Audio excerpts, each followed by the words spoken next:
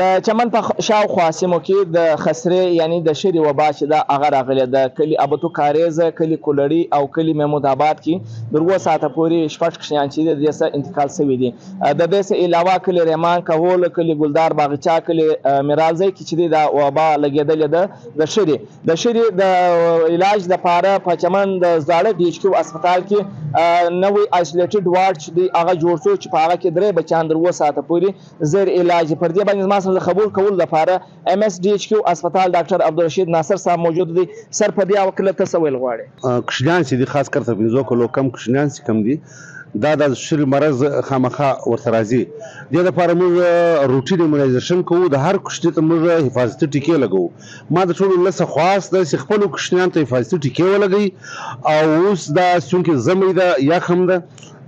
د سکارو بیماری ډیری دي نو چونکه سری خامخا ستا کشنیان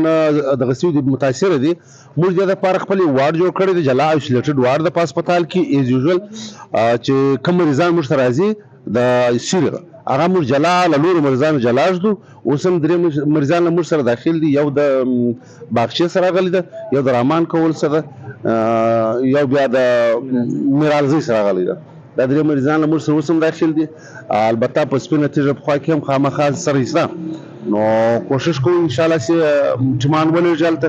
ډي ایچ او ته هم خواست کوو چې ټمان ولري هلته شاوخوا ته ویکسینیشن وکړي که چیرې څوک پاتې یا ویکسینیشن وشي او دا کوچنیانو د پلرو څخه موږ دا خواست کوو چې دوی خپلو کوچنیانو ته حفاظتي ټیکې ولګوي که حفاظتي ټیکې ولګېږي بیا که دا مرض ورسره هم سي دا ډېر په اسانه کېږي له دې څخه بیا